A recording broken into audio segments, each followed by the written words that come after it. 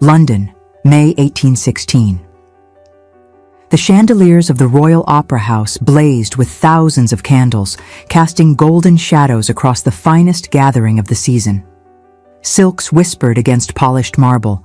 Evening coats absorbed the muffled sound of hundreds of voices, and the chamber orchestra released crystalline notes into the heavy air. Jewels caught and reflected the warm glow, and the atmosphere hung thick with the mingled scents of French perfume, beeswax, and expensive wine. The great and powerful of England had assembled in their finest attire, a peacock display of wealth and privilege that would have fed every orphan in London for a year. Miss Venetia Marlowe stood at the center of the grand foyer, her hands trembling beneath her ivory gloves as she prepared to make the most important speech of her life. At 23, the daughter of Viscount Aldridge, she had spent 2 years building a school for orphan children in London's desperate East End, a project that had earned her the reputation of being dangerously radical, unseemly, and thoroughly unsuitable for polite society. Tonight, before the assembled elite of England, she would ask the impossible. She would ask Dominic Harcourt, Duke of Lennox, to publicly endorse her work, the man whose dark eyes had followed her across ballrooms for 2 years, the man whose attention had made her foolish heart hope for something more than silent admiration. What she could not yet know was that within the hour, her world would shatter completely. If stories of courage, humiliation, and redemptive love move your heart, subscribe now. You won't want to miss what happens next. The orchestra concluded its overture with a flourish, and Lord Pemberton, resplendent in burgundy velvet, raised his hand for silence. The conversations died away like waves retreating from shore. Every elegant head turned toward the makeshift stage, fans stilling, champagne glasses pausing mid-sip. Venetia stepped forward, her spine straight despite the tremor in her limbs. She had chosen her gown with care, dove-gray silk, deliberately modest, with none of the ostentation favored by other ladies. The simplicity was a statement. This was not about vanity or social positioning. This was about children dying in the streets while society danced. "My lords and ladies," she began, her voice carrying clearly through the hushed space. Years of elocution lessons, meant to make her an ornament to some gentleman's drawing room, now served a purpose far more vital. "I stand before you tonight not to entertain, but to entreat. I speak not of fashion or gossip, but of suffering that exists mere miles from our finest drawing rooms." She paused, letting her gaze sweep across the assembled crowd. Some faces showed polite interest, others barely concealed irritation at having their entertainment interrupted. Lady Caroline Whitmore whispered behind her fan to Lady Pembroke, both women's expressions suggesting they found Venetia's earnestness rather gauche. Children, some as young as 5 years, sleep in doorways, scavenging for food and refuse heaps, dying of cold and neglect while we dance and dine in warmth and safety. I have established a school in Whitechapel that now teaches 47 children to read, write, and acquire useful trades that might lift them from poverty. But our funds are desperately limited, and winter approaches. I ask you tonight to open your hearts and your purses to these innocents who never chose their circumstances. The discomfort in the room was palpable now. Several gentlemen shifted their weight, suddenly fascinated by their shoes. This was not the entertainment they had anticipated. Charity was acceptable when discussed in the abstract, managed by committees, safely distant from actual suffering. Venetia's directness was unsettling. She gathered her courage for what came next, her heart hammering against her ribs. Her eyes found him across the crowded room. Dominic Harcourt, Duke of Lennox, standing beside his elegant fiancée, Lady Rosalind Kensington. Tall, broad-shouldered, devastatingly handsome in his evening blacks, he represented everything Venetia both admired and feared about the aristocracy: immense power, vast privilege, and the ability to change lives with a single word. For 2 years, she had caught him watching her at social functions. His dark eyes would follow her across ballrooms, his expression unreadable but intent, as if he were studying a particularly fascinating puzzle. She had dismissed it as mere curiosity about the eccentric Viscount's daughter who preferred orphanages to drawing rooms. But sometimes, in unguarded moments, she had seen something else in his gaze. Something that had made her foolish heart hope. Now she would test whether that attention meant anything at all. "Your Grace," she said directly, her voice steady despite the pounding of her heart. "You are known throughout England as a man of principle and influence. I ask you publicly, before these assembled witnesses, to lend your support to this cause. Will you stand with the forgotten children of London?" The silence that followed was absolute, profound, suffocating. The assembled elite held their collective breath, waiting to see how the Duke of Lennox would respond to such an unprecedented public appeal. Dominic Harcourt felt every eye in the room settle upon him like a physical weight, pressing down on his shoulders, his chest, making it difficult to breathe. The warmth of the crowded room suddenly felt oppressive, the mingled sense of perfume cloying. Beside him, Rosalind's fingers tightened on his arm with enough force to leave marks through his evening coat. Behind him, he could feel his father, the formidable Marquis of Stratford, radiating disapproval like heat from a furnace. His first instinct, his truest instinct, was to say yes. God help him. Everything in his being wanted to step forward, to publicly align himself with this remarkable woman who had haunted his thoughts for 2 years. Her courage, her passion, her absolute refusal to accept injustice, everything about her called to something deep within him that he had suppressed for so long he had almost forgotten it existed. But reality crashed down upon him with crushing, inescapable force. His betrothal to Rosalind had been arranged since they were children, a strategic alliance between two of England's most powerful families, carefully orchestrated by their fathers. His father's political influence, built over 3 decades of careful maneuvering, depended entirely on maintaining conservative respectability. The Lennox name was synonymous with tradition, stability, the preservation of proper social order.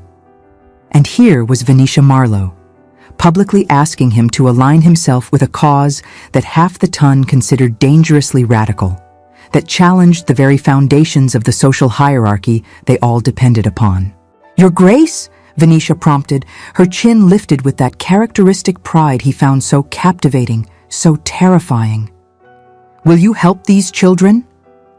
It was Rosalind who spoke first, her voice carrying clearly through the silent hall, each word precisely enunciated with the cold precision of a knife finding its mark. "With all respect, Miss Marlowe, the Duke of Lennox has duties to the Crown and his position that extend far beyond the scope of individual charitable impulses. Such minor matters of local charity should be properly managed by established committees and appropriate channels, not troubling our future Duke with unseemly public appeals that place him in an impossible position." Venetia's green eyes flashed with barely contained fury. "I comprehend perfectly, Lady Rosalind. I am merely asking whether human compassion and the welfare of dying children rank among His Grace's numerous duties." The crowd drew a collective breath at such direct confrontation.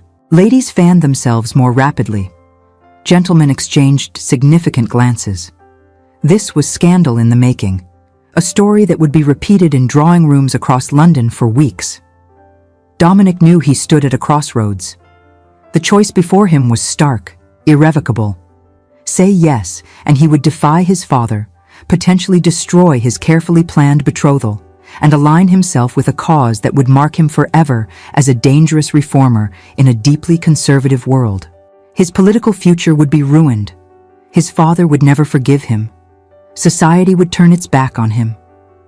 In that instant, he remembered seeing her one autumn morning, her gown stained with coal dust and chalk, kneeling beside a blind child in that Whitechapel schoolhouse.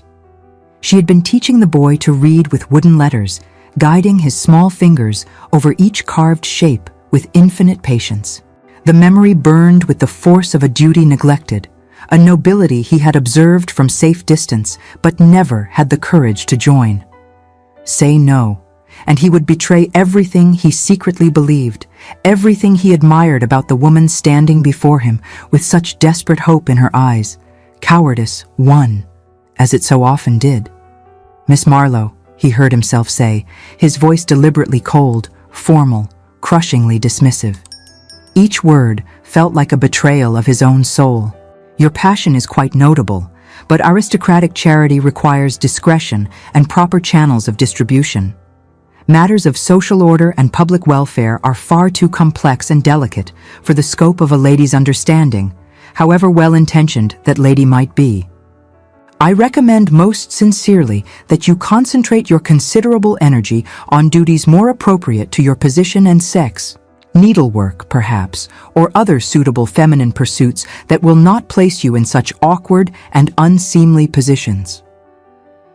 The words fell into the silence like stones into still water, each one creating ripples of shock, satisfaction, and whispered commentary that spread through the crowd. Dominic watched, feeling as if he were outside his own body, observing from a great distance, as Venetia's face transformed. Not with tears, as he might have expected. Not with the embarrassed confusion of a chastened woman accepting her proper place. No, what crossed her features was something far more terrible. Cold fury, burning contempt so pure and absolute it seemed to scorch the very air between them. "I see," she said quietly, but her voice cut through the rising murmurs like a blade through silk. "I apologize most profoundly, Your Grace, for my grievous error in judgment. I mistook you for a man of substance rather than merely a title attached to prejudice and moral cowardice. I confused the appearance of principle with its actual possession, a mistake I shall not repeat." She turned to address the room at large, her voice rising, ringing with sarcasm, so withering that several people actually flinched. "Ladies and gentlemen, I apologize for disrupting your entertainment with the uncomfortable reality of children freezing to death in alleyways. Please, by all means, return to your champagne and your waltzes.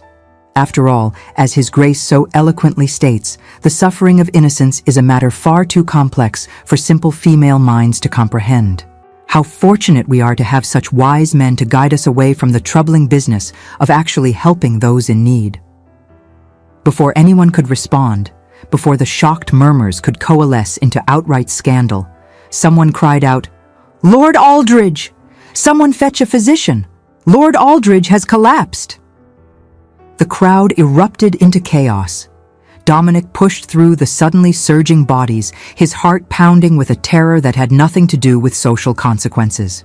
He reached the marble pillar where Venetia knelt beside her father, and what he saw made his blood run cold.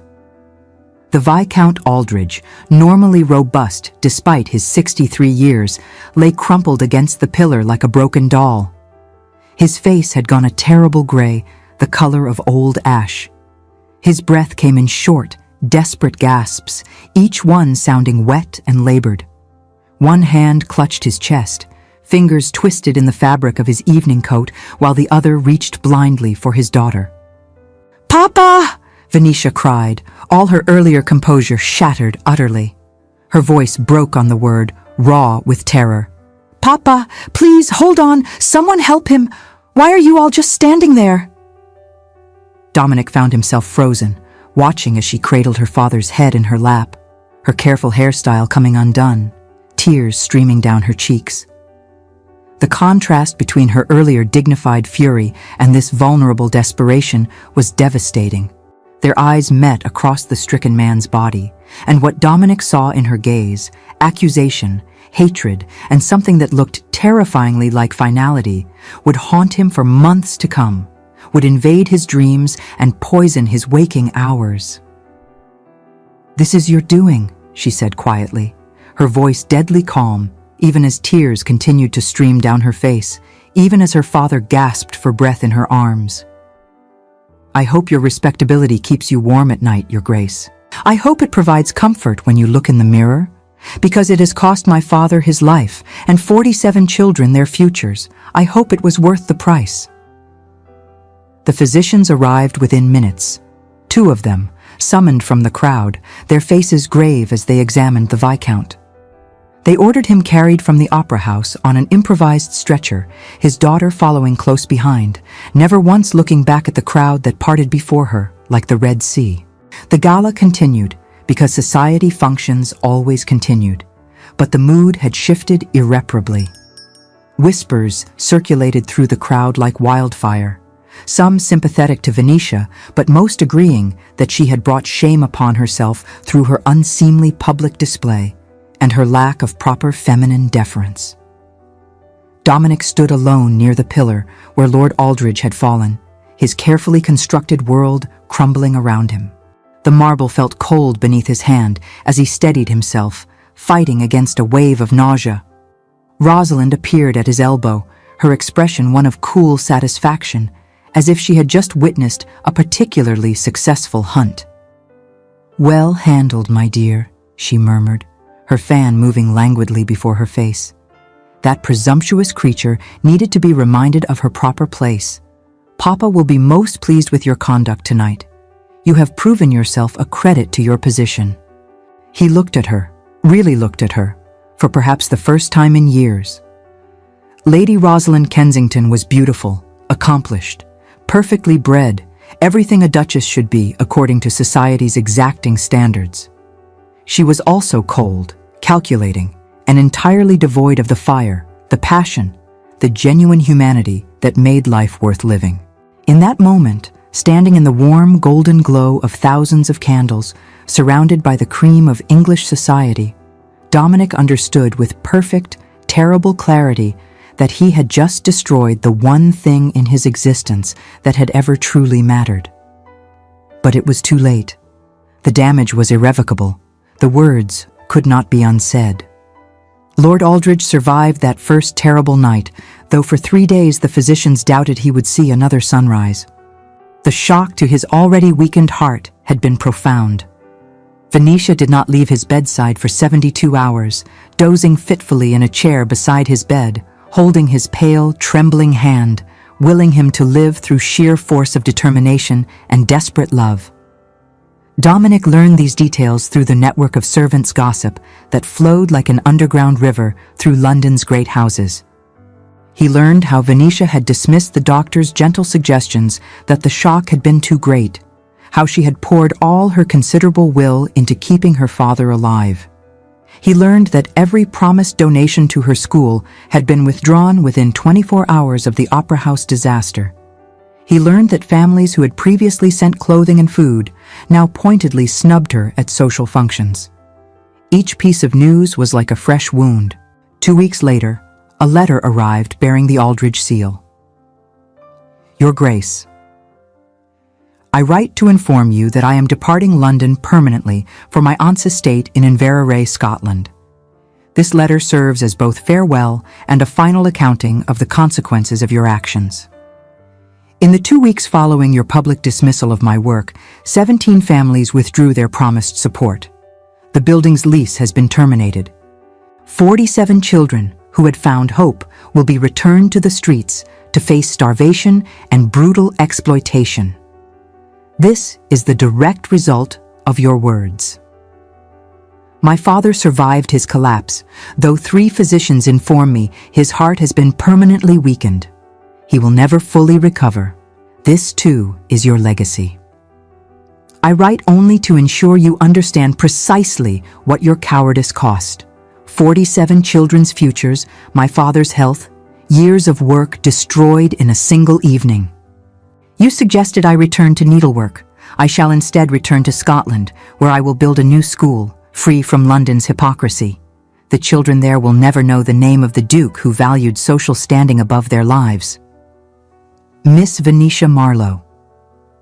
Dominic read the letter 3 times, each reading driving the knife deeper.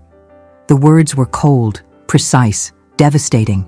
47 children, his father's weakened heart, years of work destroyed. All because he had been too much of a coward to defy expectations. That evening, his father entered his study without knocking. "The Marlowe girl is leaving London, fleeing to Scotland. The matter is resolved." Dominic looked up slowly. "She is not fleeing. She is leaving because I destroyed her work, because I was too much of a coward to stand up for what was right. The Marquis's expression hardened. You did your duty as a gentleman. Her name is Miss Venetia Marlowe. She is intelligent, passionate, brave, and more principled than anyone in our entire social circle. And I destroyed her work because I was too weak to defy you. Dominic stood, his voice rising. I have spent my entire life following your dictates, sacrificing everything I wanted for duty. And what has it earned me? A loveless betrothal to a woman I barely tolerate, and the knowledge that when I had the chance to do something meaningful, I chose propriety instead. Your betrothal to Lady Rosalind is sacred. It is a political alliance built on convenience. Dominic moved toward the door. Tell me, Father, when did honor become synonymous with maintaining appearances? When did being a gentleman stop meaning protecting the vulnerable? You are overwrought. Do not call her that. Dominic's voice went deadly quiet. Her name is Miss Venetia Marlowe. She is worth 10 of me and 100 of Lady Rosalind. The Marquis's face went dangerously pale. If you break your engagement with Lady Rosalind, you will not merely destroy our family's standing, you will lose the favor of the crown. The voting rights of 3 counties tied to the Kensington alliance will be delivered to Viscount Selby, my principal rival.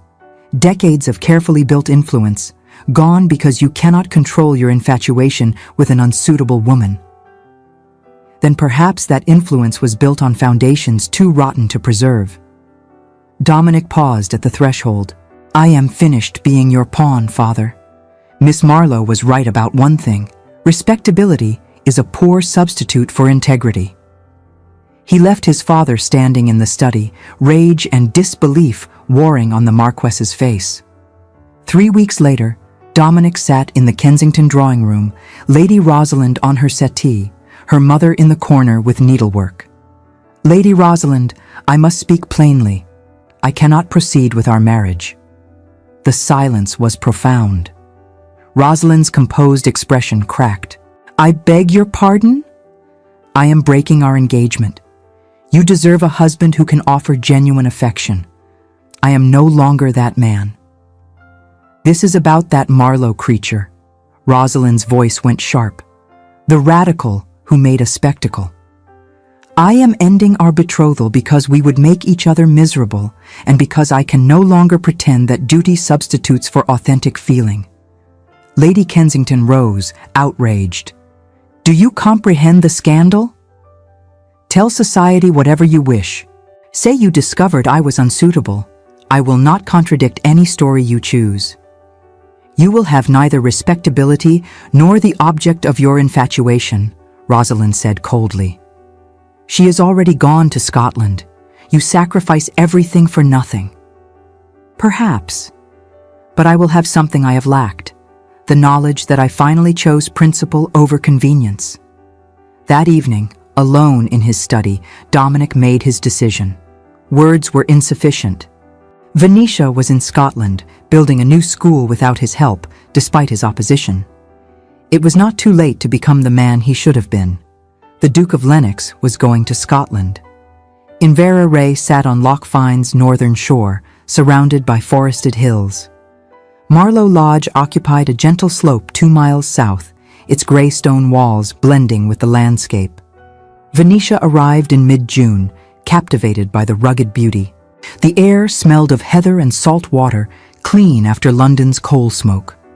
Lady Millicent, her late mother's elder sister, met her with open arms. When I heard what that pompous duke did, I wanted to march to London myself, Millicent said, embracing her.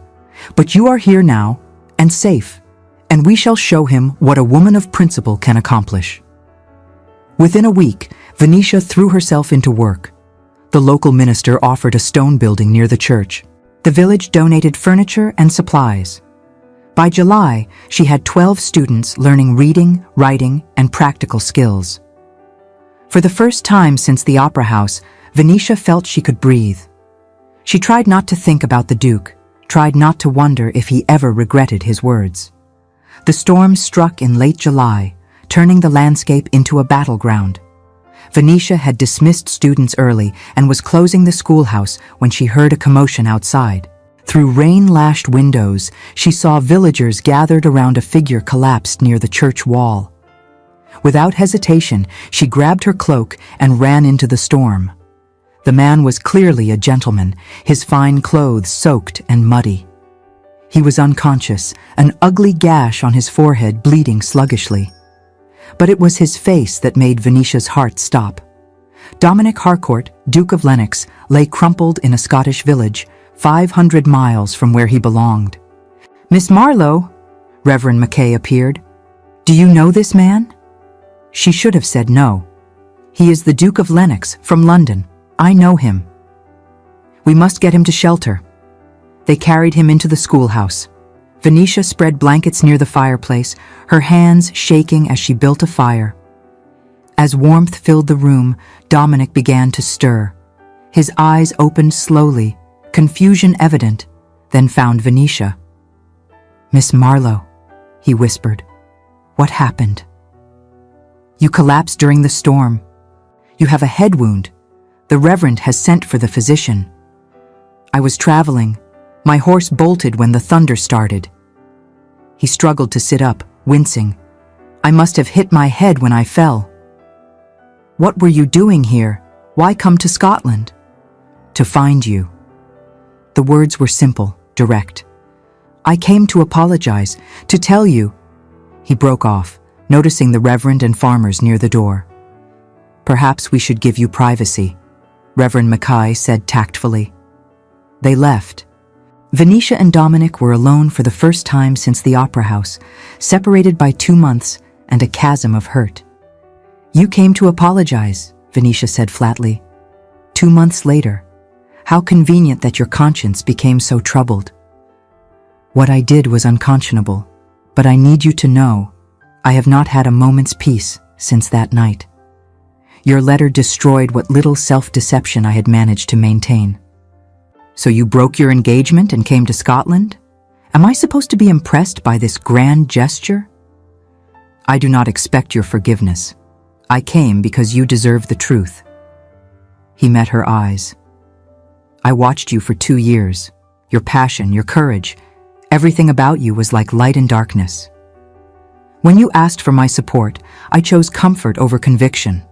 I was weak, and it cost you everything. It cost your father his health. It cost those 47 children their futures. Then why did you crush me?" "Because I was a coward. Because my father insisted. Because Rosalind demanded it. Because standing for you would have required defying every expectation I had been raised to fulfill. In that moment, faced with choosing between you and everything I had known my entire life, I chose wrong. What do you want from me?" "Nothing. I came to tell you the truth and to offer help for your school here. I have brought funds, enough to support 20 children for a year. It is not charity, it is restitution for what I destroyed." Before Venetia could respond, Dr. Fraser entered and examined Dominic, pronouncing a mild concussion. "You should not travel for at least a week." "The inn is full," Reverend Mackay said apologetically. "The cattle market." Venetia knew what was expected. "He can stay at Marlowe Lodge. Aunt Millicent has guest rooms." "Miss Marlowe, I cannot impose. You are injured and have nowhere else." 10 days, doctor?" 10 days to be cautious. Then 10 days it shall be." Lady Millicent received news of her guest with remarkable equanimity. That evening she visited Dominic's room carrying tea. "I understand you are the Duke who publicly humiliated my niece," she said pleasantly, but her eyes were sharp. "Lady Millicent, I came to apologize." "How long did it take? 2 months?" She poured tea. "Forgive me if I am skeptical. It was not sudden. Breaking my engagement, defying my father, traveling here, these required dismantling an entire life built on expectations." "You broke your engagement?" 3 weeks ago." "Good. Lady Rosalind is cold and calculating." Her expression softened. "Did you break it because you loved my niece, or because you could not live with your guilt?" "I do not know if I can separate the two. I have admired Miss Marlowe for 2 years. But guilt finally pushed me to act. Guilt at contributing to her father's collapse, at destroying the futures of 47 innocent children. My niece has been hurt deeply. If you hurt her again, Your Grace, I will ensure you regret it. I believe you would, Lady Millicent. See that you do. She paused at the door, then turned back. You stay here, Your Grace, not because of your fortune or your title, both of which mean precious little in the Highlands. You stay because I saw the way you carried firewood for Mrs. MacLeod yesterday without being asked, without seeking praise. That has more weight here than any London reputation ever could. Do not prove me wrong in my judgment. The next morning, Venetia found Dominic at the schoolhouse, dressed in borrowed clothes that made him look oddly human. You should be resting. I cannot lie in bed while you work. May I help? You are a duke. You do not do manual labor. Then perhaps it is time I learned. He looked around. You have rebuilt quickly. How many students? 12 currently, 20 by autumn. Because you are remarkable. Do not do that. Do not look at me as if I am something special. You made your opinion clear at the Opera House. I made my cowardice clear. But my opinion of you has never wavered. You are the most remarkable person I have known. I will spend my life regretting I was too weak to say so when it mattered. Why not say something during those 2 years you claim you watched me? Because I was engaged.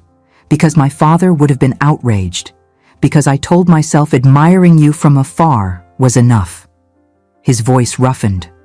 I was wrong about everything. Silence is just cowardice. And breaking your engagement makes you brave? No, it makes me honest. Bravery would have been standing with you at the Opera House. He paused. I have no expectations. But if you will allow it, I would like to help with your school, manual labor, financing, whatever you need. Consider it the first installment on a debt I can never repay. A debt to you, to your father, to those children. Venetia thought of the 20 children she hoped to teach, of the cramped schoolhouse needing expansion, of practical reality. 1 week, you help while Dr. Fraser requires you to stay. After that, you return to London. If that is what you wish, she handed him a broom. Finish this floor. The week established an unexpected rhythm. Each morning, Dominic appeared at the schoolhouse ready to labor. He repaired the damaged roof, built benches and desks, whitewashed walls, split firewood with determination that suggested atonement for every privileged moment. The villagers watched with skepticism and amusement. A London duke performing manual labor under Miss Marlowe's direction was thoroughly entertaining.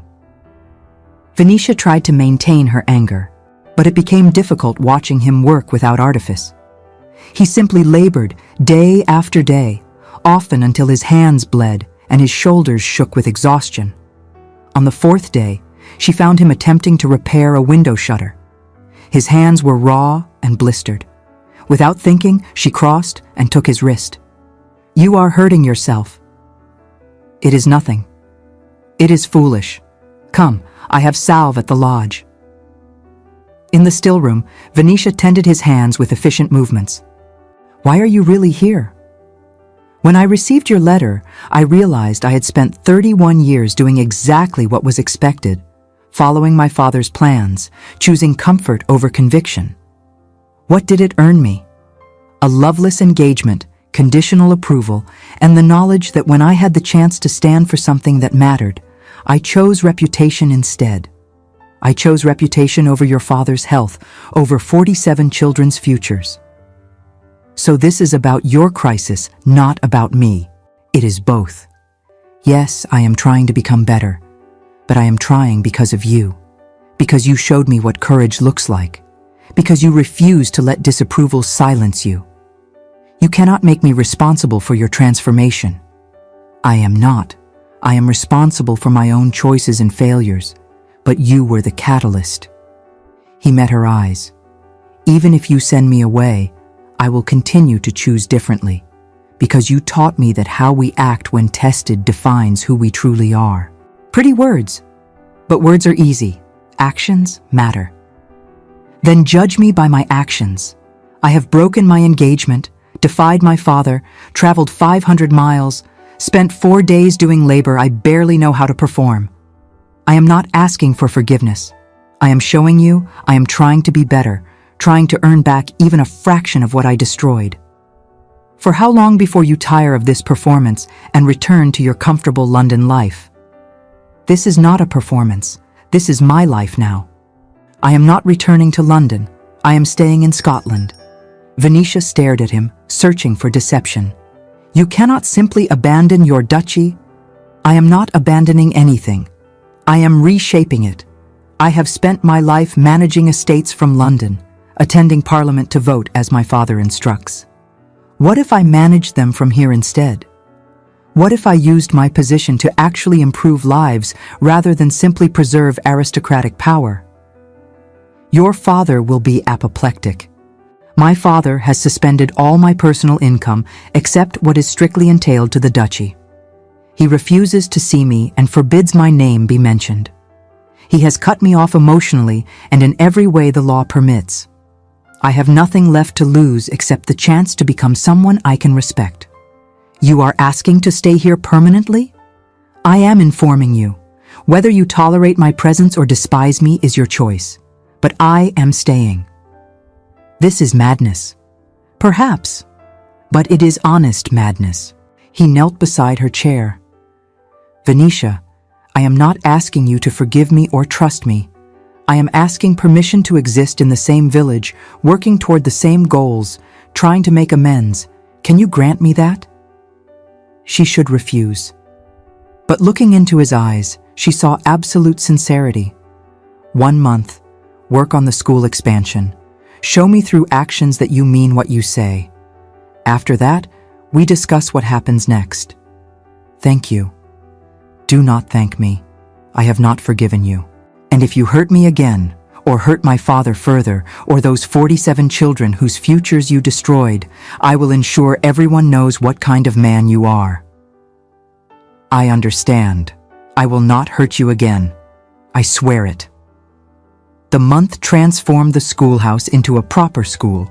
With Dominic's funds and tireless labor, they added a second room, installed proper desks, purchased supplies from Edinburgh. More importantly, the village watched as the Duke gradually transformed from curiosity into fixture.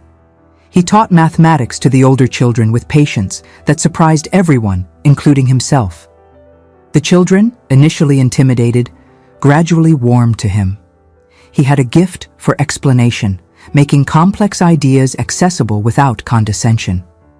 He is good with them, Lady Millicent observed one evening as they took tea in the drawing room. Dominic had gone to the village for supplies. He is adequate, Venetia replied, unwilling to offer more. You are not a convincing liar, my dear. You have noticed how good he is, how sincerely he listens, how carefully he treats their dignity. Venetia set down her teacup. What is your point, Aunt? Only that he deserves some measure of acknowledgement. Not complete forgiveness. What he did was unconscionable. But recognition that he is genuinely trying to make amends. Trying is insufficient. Sustained effort over time matters. And how much effort will be enough? What standard must he meet before you allow yourself to feel something other than righteous anger? I feel plenty of things. I feel satisfaction that the school is thriving. I feel gratitude for the community's support. You feel confused because you are beginning to forgive him and you are angry at yourself for it, Lady Millicent said gently. You are afraid that forgiving him means betraying yourself or admitting what he did was acceptable. Neither is true. How can I forgive him? He destroyed my work, humiliated me publicly, contributed to Papa's collapse. And he has spent a month trying to make amends in every way available to him. He has sacrificed his engagement, his father's approval, his place in society. He has worked until his hands bleed. At what point does his genuine transformation count for something? I am afraid, Aunt, afraid that if I forgive him, if I let him close, he will hurt me again. Or realize this Highland life does not suit him and return to London, leaving me more broken than before. That is a risk. Loving anyone is a risk. But refusing to ever risk hurt means refusing to fully live. Her aunt leaned forward. I am not saying forgive him tomorrow. I am simply suggesting you remain open to possibility. Do not close yourself off to transformation, his or your own. 3 months after Dominic arrived in Inverary, autumn blazed across the highlands with a glory that took Venetia's breath away. The hills glowed with heather, trees turned gold and crimson, and the air carried a crisp edge promising winter. The school now had 23 students and had become vital to village life. Dominic had been teaching mathematics and history, and his transformation from London aristocrat to Highland schoolmaster was complete in every way that mattered. On a particularly beautiful October afternoon, the older students went on a nature walk to collect autumn leaves for a botany lesson. Venetia led the group, with Dominic bringing up the rear to ensure no child wandered off the path. They were deep in the forest when young Moira Fraser pointed to a clearing ahead. "Miss Marlowe, look there." The clearing was lovely, carpeted with fallen leaves and dappled with sunlight. The children immediately scattered to collect specimens, their excited voices filling the quiet forest. Venetia found herself standing near the edge beside Dominic, watching the children work with that particular satisfaction that comes from seeing young minds engaged and eager. "They are thriving," Dominic said quietly. "You have built something remarkable here." "We have built it. I cannot take sole credit." The admission came more easily than it would have months earlier. "But you started it. You had the vision and courage despite every obstacle." She turned to look at him. 3 months of physical labor had changed him. Leaner, harder, his hands calloused and competent. But more than physical changes, there was something different in his expression. An easiness, a contentment she had never seen in London. "Are you happy here? Truly happy, away from everything you knew?" Dominic considered the question seriously. "Happy is perhaps too simple. I am at peace. For the first time in my life, I feel what I do matters. The children I teach, the school we are building, these have meaning beyond social positioning or political maneuvering." "You do not miss London? The society? The comforts? The influence?" "I miss my estate manager's reports arriving weekly instead of monthly," he admitted with a slight smile. "But miss London society? Miss spending days managing political alliances and evenings at tedious balls where no one says what they truly mean? No, I do not miss that at all." "And your father? You have not mentioned him in weeks." The smile faded. "My father has made his position clear. The Marquis has suspended all my personal income except what is strictly entailed to the duchy. He refuses to see me. He has cut me off emotionally, though he cannot legally affect my inheritance of the entailed properties. It should hurt more than it does, but mostly, I feel relieved, as if a weight I had been carrying my entire life has finally been set down." "I am sorry," Venetia said, and meant it. Whatever anger she still harbored, she would not wish familial rejection on anyone. "Do not be. It was necessary. I could not become who I needed to be while still seeking his approval." He turned to face her fully. "Venetia, may I ask you something?" The use of her Christian name should have bothered her. Instead, it sent a warmth through her chest. "You may ask." "I may not answer. Have I proven myself sufficiently? Not for forgiveness. I know I have not fully earned that. But have I shown enough consistency that you can believe my transformation is genuine? That I am not going to abandon this life, abandon these children, abandon you?" 3 months of sustained effort, of never wavering, of proving through daily action that he meant every word. "Yes," she admitted quietly. "I believe you are genuine. I believe this is who you truly are, not a temporary performance." Relief flooded his features. Thank you. That means more than you know. But believing you are genuine is not the same as forgiveness, she said carefully. You hurt me deeply, Dominic. You contributed to my father's weakened heart. You destroyed the futures of 47 children in London. That wound does not heal simply because you have worked hard for 3 months. I understand. I am not asking for more than you can give. Are you not? Venetia's voice sharpened slightly. Because sometimes the way you look at me suggests you want considerably more than professional respect. Dominic had the grace to look caught. You are correct. I apologize if my feelings have made you uncomfortable. What feelings? He took a breath, clearly weighing whether to speak honestly. I love you. I have loved you, I think, since the first time I saw you 2 years ago, arguing passionately about education reform with a group of shocked society matrons at Lady Pemberton's ball. I was too much of a coward to admit it, even to myself. But I love you, Venetia Marlowe. I love your courage, your passion, your unwillingness to accept injustice. I love the way you look at the world and see possibility where others see only obstacles. The declaration hung in the air between them, impossible to ignore or dismiss. Venetia felt her carefully constructed walls trembling. You cannot love me, she said, her voice barely above a whisper. Love requires trust, and I do not fully trust you yet. I know, and I am not asking you to return my feelings. I am simply being honest, finally, about what I should have admitted years ago. He stepped closer, but carefully, leaving her space to retreat if she wished. I will wait, Venetia. However long it takes for you to trust me, I will wait. And if you never do, if you never feel for me what I feel for you, I will accept it and remain your colleague and friend, because being near you in any capacity is better than the alternative. What if I do learn to trust you again? What if I do forgive you? What then? Then I will spend the rest of my life proving I am worthy of that trust. I will love you, honor you, stand beside you in every endeavor.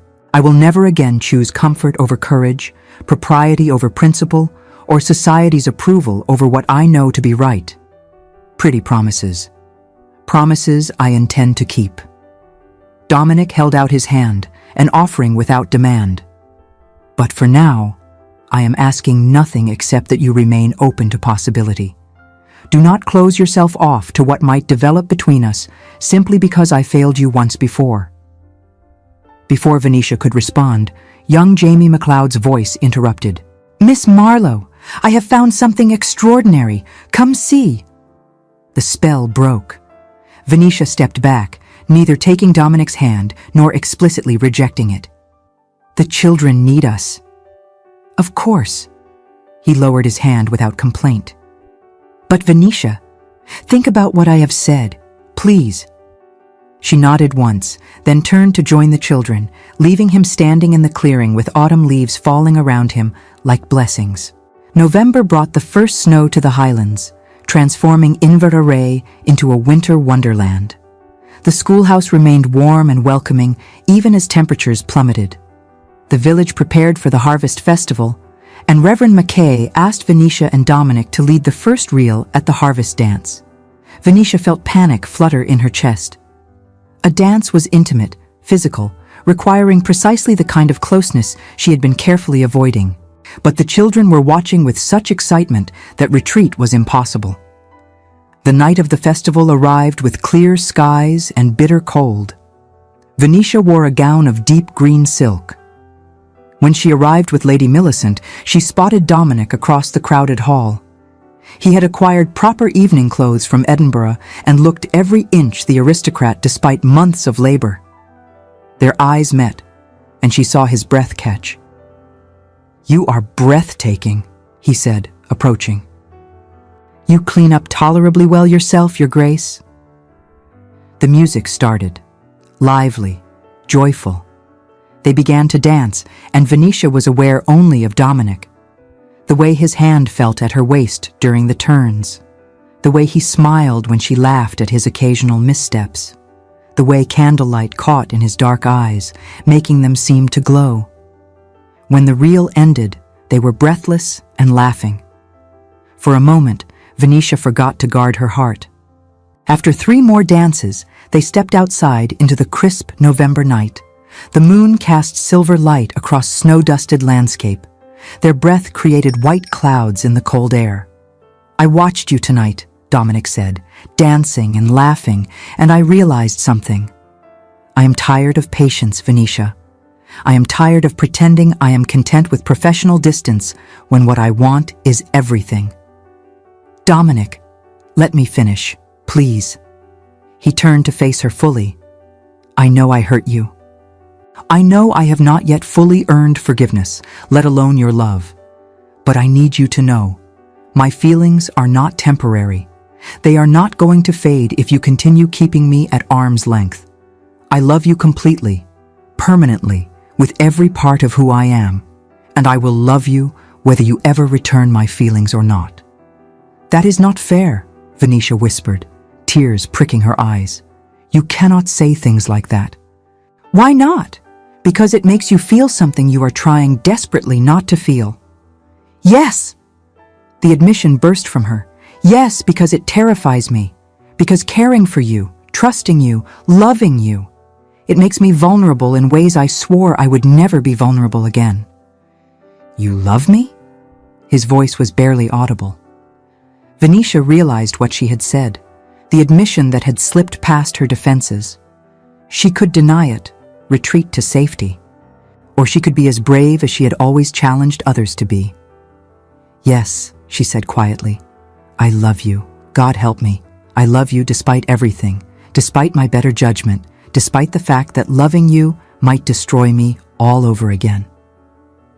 Dominic closed the distance between them in 2 steps, his hands coming up to frame her face with a gentleness that made her breath catch. "It will not destroy you, I promise you, Venetia. I will spend every day of my life proving I am worthy of this gift you are giving me." "You have already proven it," she admitted, her voice breaking slightly. "These past months, watching you teach, seeing you become the man you always should have been, you have already proven yourself. I have just been too afraid to admit it." She paused, her eyes searching his face. "But love is one thing. Trust is another.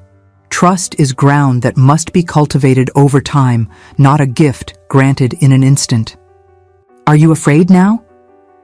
She looked up at him, at the love blazing in his dark eyes. "Yes, terrified." "Good, that makes 2 of us." He leaned closer, his breath warm against her face. "May I kiss you, Venetia?" In answer, she raised on her toes and closed the final distance between them. The kiss was soft at first, tentative, a question asked and answered. Then it deepened, months of denied longing and careful distance finally breaking through every barrier. When they finally broke apart, both breathing hard, Venetia laughed, a sound of pure relief and joy. "I cannot believe I am doing this. I cannot believe I am trusting you again. I will not waste your trust, not ever again." Dominic rested his forehead against hers. "I love you, Venetia Marlowe. I will love you until my last breath. I love you too, which is either the bravest or stupidest thing I have ever done. Perhaps both. I am told the line is often quite thin." Winter deepened through December and January. Their relationship bloomed within the constraints of propriety, building something solid and real. They talked for hours about education reform, about improving conditions for tenant farmers, about their visions for a more just society. They discovered shared passions and heated disagreements. They learned each other's habits, preferences, dreams. They fell more deeply in love with each passing day.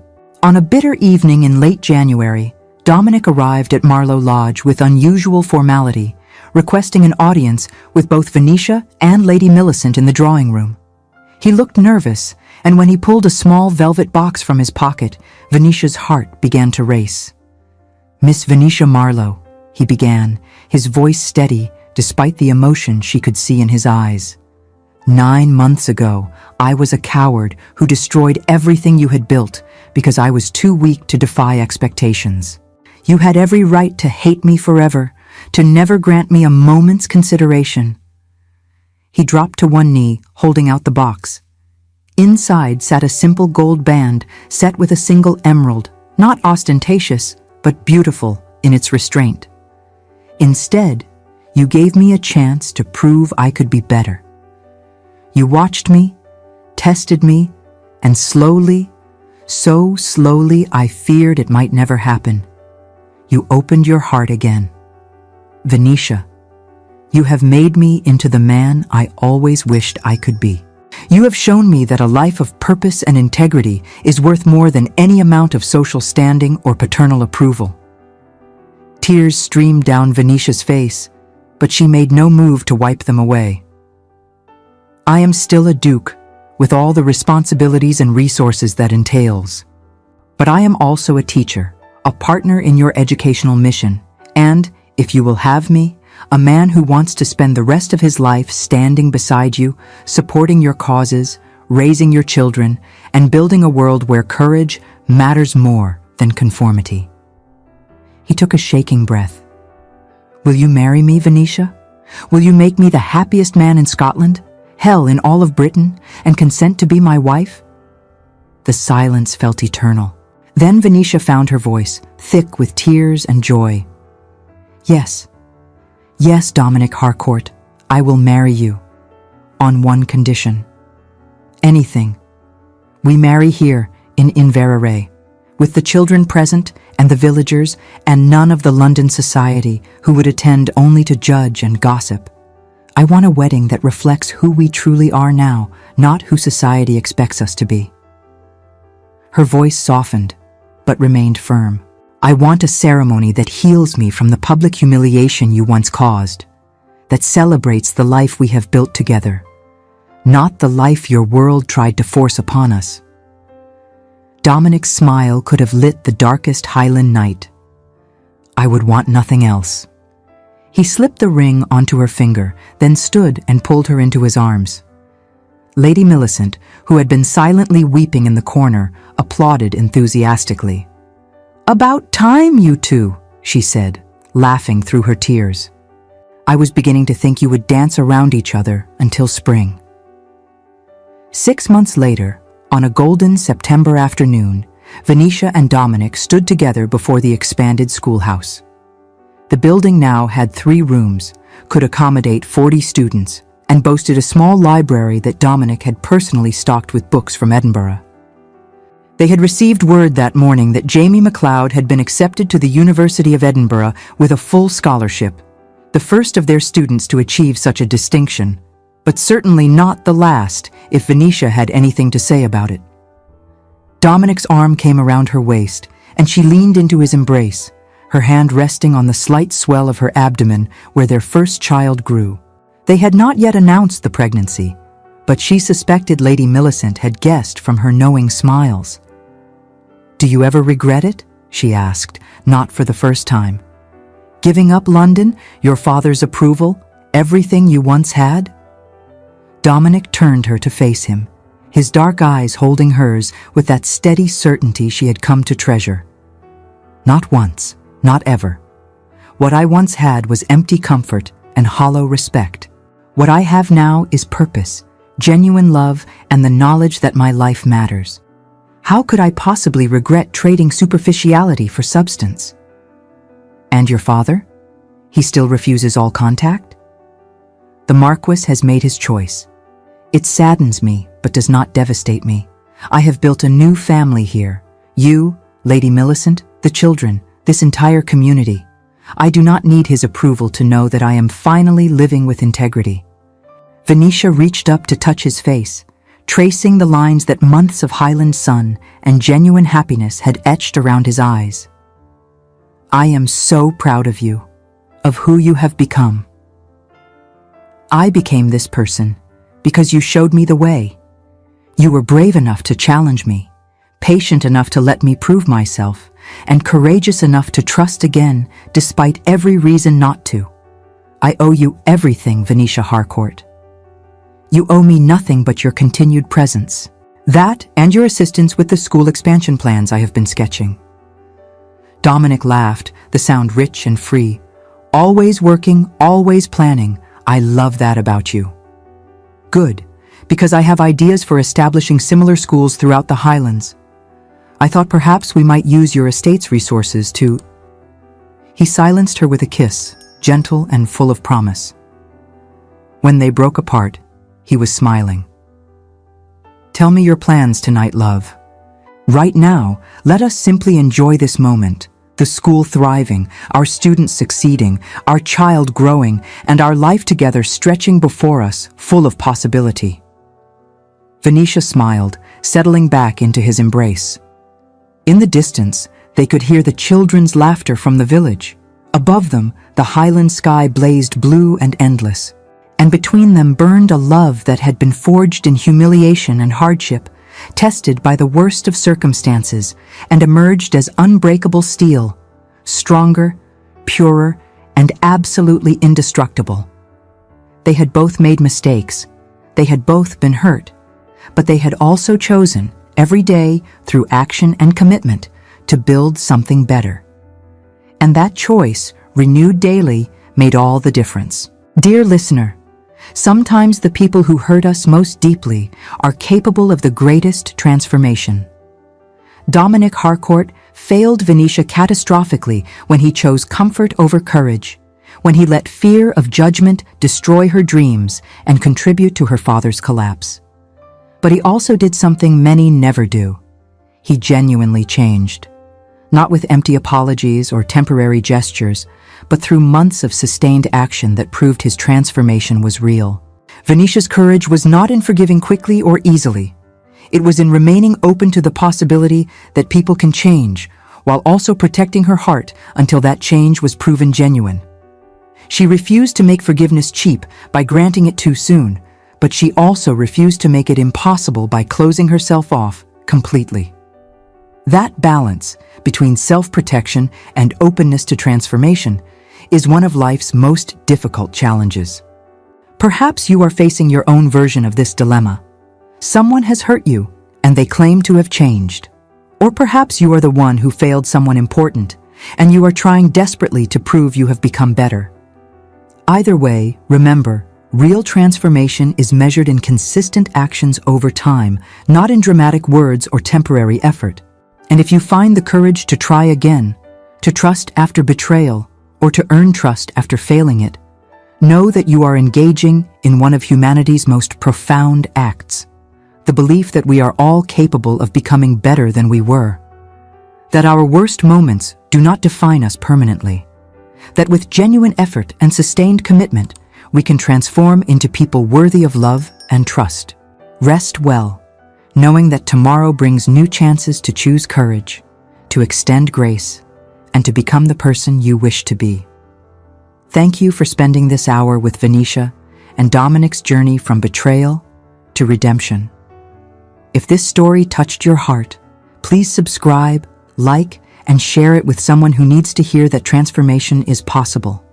Your support helps us continue creating stories of courage, love, and the power of genuine change.